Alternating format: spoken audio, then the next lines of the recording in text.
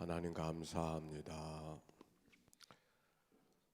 자, 오늘부터 또 한 주간 새벽을 깨우면서 나아가겠습니다. 오늘의 말씀은 신명기 4장의 말씀입니다. 오늘 신명기 4장의 말씀의 배경은 지금 이스라엘 백성들이 출애굽한 후에 요단을 넘어 가나안에 들어가기 직전에 주신 말씀들이죠.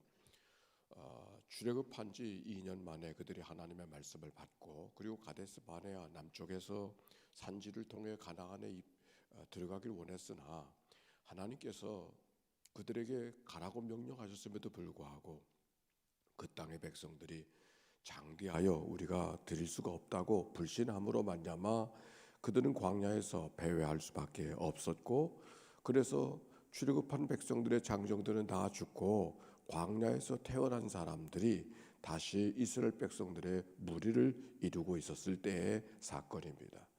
출애굽한 백성들은 시내산의 사건도 알고 하나님께서 어떻게 우리 가운데 역사하셨는가를 잘 알고 있었지만, 광야에서 태어난 사람들은, 광야에서 어린 시절을 보냈던 사람들은 이제 장정들이 되어졌지만 하나님이 우리들에게 어떻게 역사하셨는지를, 또 시내산에서 하나님이 어떤 말씀을 주셨는지를 모르고 있단 말입니다.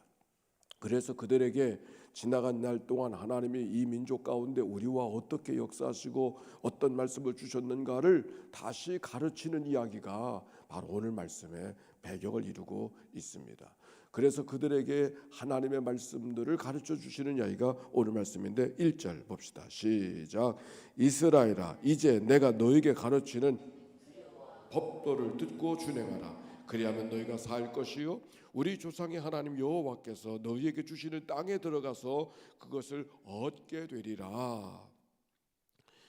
이스라엘아, 이제 내가 너희에게 가르치는 규례와 법도를 듣고 준행하라. 그리하면 너희가 살 것이다. 여기 규례와 법도라고 하는 말이 나오는데 후킴, 미시아팀이라고 하는 말입니다. 구약에서 많이 언급되는 말입니다. 규례와 법도가 어떻게 다른가? 규례는 일반적으로 공동체의 유지에 필요한 여러 가지 관습들, 정결 예식이라든지 음식법이라든지 먹어야 될 음식, 먹지 말아야 될 것들, 이런 어떤 관습적인 것에 대한 것을 규례라고 말한다면, 법도는 사법적인 명령, 살인죄를 범했다든지 강도죄를 범했다든지 남의 것을 훔쳤다든지 이런 일들에 대해서 제재를 가하고 그것에 대해서 그러면 안 된다고 하는 그 말씀들을 기록한 것, 규정들이 법도라고 볼 수 있습니다. 그런데 일반적으로는 규례와 법도와 규례가 좀 혼용되어지는 그런 경우가 있기 때문에 규례가 뭐고 법대가 뭐고 그건 그렇게 중요하지 않습니다. 통칭해서 하나님이 주신 말씀을 잘 지켜 행하라고 하는 말씀이 바로 이 말씀 속에 담겨 있는 것이죠. 그런데 규례와 법도를 듣고 지켜 행하라, 그렇게 말씀하고 있어요. 오늘 여기 본문에는 규례와 법도를 듣고 준행하라. 그리하면 너희가 살 것이요. 한번 해봅시다. 규례와 법도 듣고 준행하라. 그리하면 살리라. 아멘입니까? 오늘 성경 속에 말씀을 듣고 지켜라, 말씀을 듣고 행해라, 이런 말씀이 반복되고 있는데 이 말씀은 아주 중요한 어귀입니다. 여기 말씀은 규례와 법도를 듣고 준행하라 이렇게 되어져 있지만 히브리 성경의 원래는 들어라, 규례와 법도 행하면 살리라. 번역을 다시 한다면 이렇게 번역을 해야 이 말씀이 좀 더 정확한 번역이 옳습니다. 단어의 순서는 그렇게 되어져 있어요. 들어라, 규례와 법도, 하나님의 말씀하신 규례와 법도를 듣고 지켜 행하라. 그리하면 살리라. 그렇게 말씀하고 있는 것. 그런데 여기 성경에는 어순이 한국말로 되어져 있기 때문에 규례와 법도를 듣고 듣는다는 말이 단어 속에 감추어져 있지만은 원래 이 말씀을 들으라, 쉐마. 이 신명기 조금 이따 나오면은 6장에 보면 이스라엘아 들으라, 그 말씀이 아주 유명한 말씀이 기록이 되어져 있는데, 그래서 마음과 뜻과 정성을 다해 하나님을 사랑하라, 그 말씀이 바로 다음에 나오는데 바로 그 말씀을 시작하고 있는 거예요. 들으라, 하나님의 말씀하신 규례와 법도를 들어라, 그 말씀이에요. 듣기만 하지 말고 지켜 행하여 그리하면 너희가 살리라. 그런 말씀이 오늘 본문에 있는 이야기예요. 여기 성경 속에 들으라라고 하는 말, 쉐마라고 하는 말은 그냥 듣는다는 말이지만 그냥 듣는 말이 아니에요. 경청하는 거예요.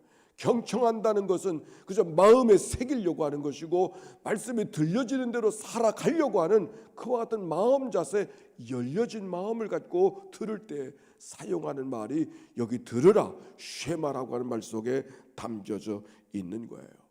하나님이 뭘 말씀하시는가를 듣고 어떻게 하든지 그 말씀대로 살아가려고 애를 쓰는 그와 같은 모습. 여기 오드리 장로님이 앉아 계시는데 여기 보니까 추도 예배 드리셨어요? 추도 예배 드리셨어요? 네, 장로님이 늘 하시는 말씀이 계셔요. 시어머님께서 신엠마 권사님 얘기하시는 거죠. 시어머님께서 물수 말씀하셨는지 그 말씀을 왜 이런 일을 하십니까? 이렇게 물으면 우리 시어머님께서 그렇게 말씀해 주셔서 그렇게 예수 믿으라고 가르쳐 주셨다고 꼭 그 얘기를 보태셔요. 당신이 결정해서 하셨다고 얘기하지 않고 신엠마 권사님께서 꼭 이렇게 하라고 했기 때문에 내가 하는 거라고. 그런 자세가 바로 그런 자세가 듣는 자세. 그분이 뭘 말씀하시는가 하는 것을 듣는 것을 들어버리고 마는 것이 아니라 그분이 하신 마음, 그 말씀을 하신 그 마음을 따라가서 어떻게 하든지 그렇게 지켜 살아가려고 하는 그 마음, 그것이 바로 여기 성경 속에 들으라 그런 말씀. 어제 설교 속에 아랫대 덕이라고 하는 말을 하면서 이 덕이라고 하는 아랫대라고 하는 말은 사물이나 물체가 사물이나 사람이 본래 고유한 기능을 잘 있는 대로 드러내는 것을 그걸 아랫대라 그랬어요. 보는 것은 눈의 기능은 보는 것이지만 보여진 대로 보는 것이 아니라 마음을 볼 수 있고 듣는 것이 듣는 대로 듣는 것이 아니라 마음을 들을 수 있을 때 그게 아랫대라, 그게 탁월한 들음이라고 이야기했어요. 오늘 여기 성경이 바로 그 얘기를 하는 거예요. 들으라. 그 말은 듣는 대로 듣는 것이 아니라 그 말씀을 듣고 새기고 지켜 살려고 하는 그 마음의 자세를 이야기하는데 성경은 그런 자세를 우리에게 말씀하고 있는 것이죠. 그래서 2절에 이렇게 말합니다. 내가 너에게 명령하는 말을 너희가 가감하지 말고 내가 너에게 내리는 하나님의 여호와의 명령을 지키라. 가감하지 말고. 이 말씀을 보니까 이렇게 생각이 되어져요. 듣고 싶은 대로 듣지 말고 듣고 싶은 것만 듣지 말고 듣고 싶지 않은 말씀, 실천하기 어려운 말씀까지 잘 듣고 새기라. 우리가 보통 그러지 않습니까? 듣고 싶은 대로 듣고 듣고 싶지 않은 얘기는 들으려고 하지 않을 때가 참 많이 있잖아요. 오늘 성경은 말씀하시는 것을 가감하지 말고 하나님의 명령이기 때문에 가감하지 말고 명령이기 때문에 듣는 사람들에게 주어져 있는 태도는 뭐예요? 순종하는 것밖에 없는 것이죠. 그러면서 3절 바알볼의 사건을 기억하게 합니다. 바알볼의 사건은 무슨 사건이냐면 이스라엘 백성들이 요단 동편에 있었을 때 모압 여인들과 이스라엘 백성들의 수령들이 음행하는 사건을 통해서 그 사건이 하나님의 노하게 되어서 음행한 사람들을 죽고 연병이 도왔다는 이야기를 기억하게 하면서 하나님의 말씀대로 살지 않으면 어떤 일이 벌어질 것이라고 하는 얘기를 하나님의 말씀대로 살면 지켜 살면 살아가는 역사가 생명의 역사가 나타나지만 지켜 행하지 아니하면 죽음이 임할 것이라고 하는 얘기가 이 사건 속에 있는 것이죠. 4절 오직 너희 하나님 여호와께 붙어 떠나지 않는 너희는 오늘까지 다 생존하였느니라. 하나님의 말씀에 붙어 있는 사람, 포도나무 줄기가 포도나무 가지가 줄기에 붙어 있듯이 우리가 하나님 앞에 붙어 있으면 하나님의 말씀에 붙어 있으면 너희가 생존하여 살리라. 그런 말씀이 오늘 본문에 있는 이야기죠.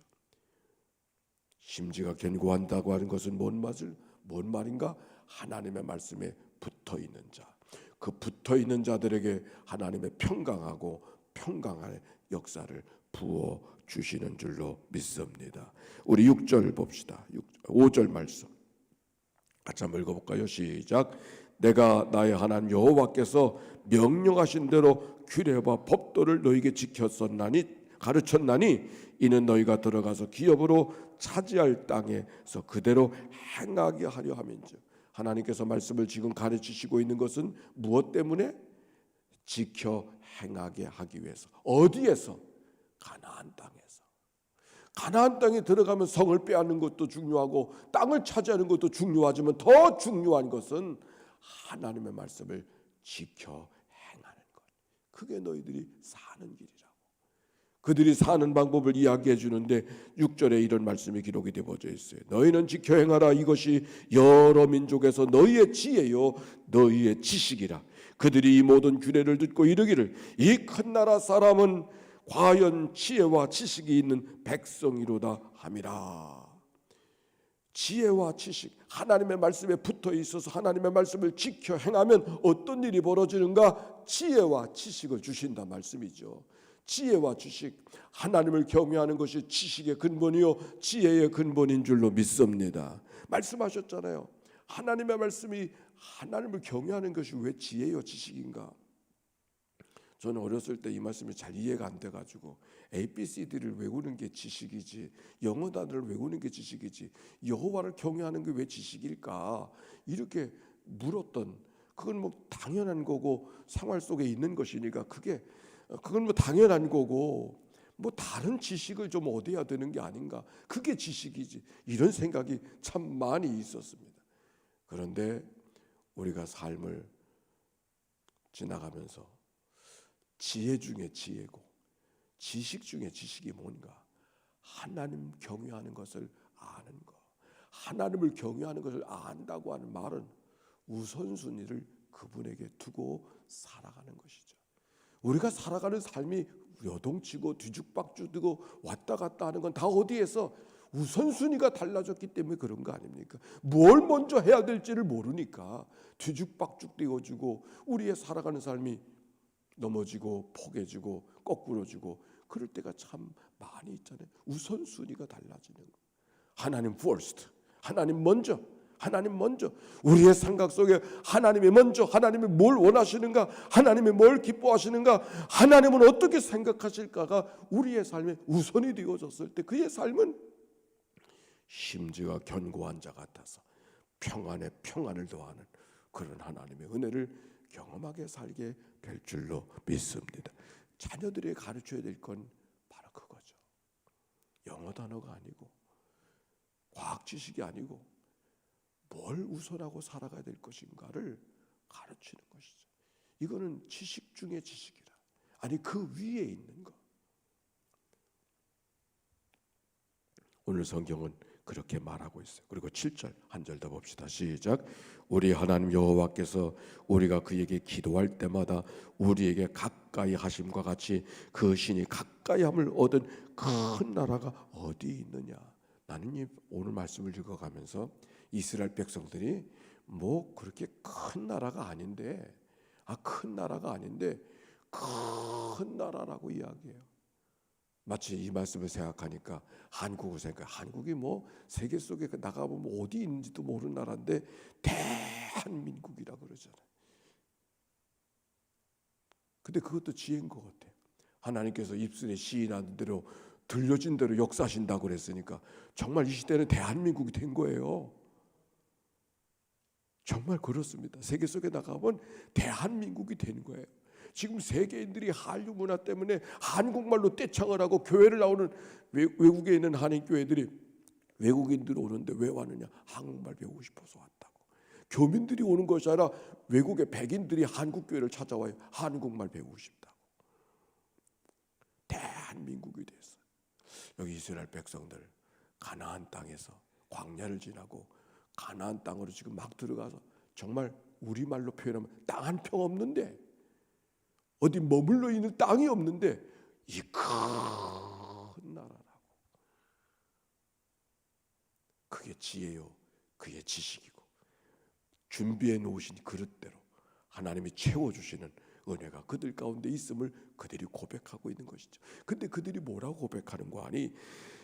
여호와 하나님께서 우리가 그에게 기도할 때마다 이렇게 가까이 계신 그런 나라가 있느냐 말이지. 가까이 계신 하나님, 살아 역사하신 하나님, 기도하면 응답해 주신 하나님.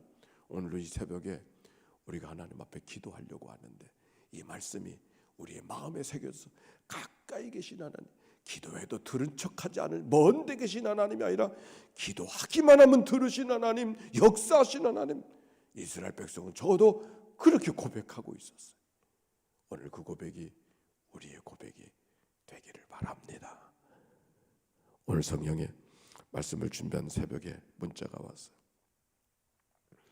의사 선생님 말을 종합해 보면 결국 여기서 퇴원을 시켜줄 수가 없는데 혈압이 너무 높다 보니 어느 순간에 문제가 일어날까봐 그런가봐 임신 중독으로 오는 고혈압이 그런 양상이 있는 걸 우려하시는 거지.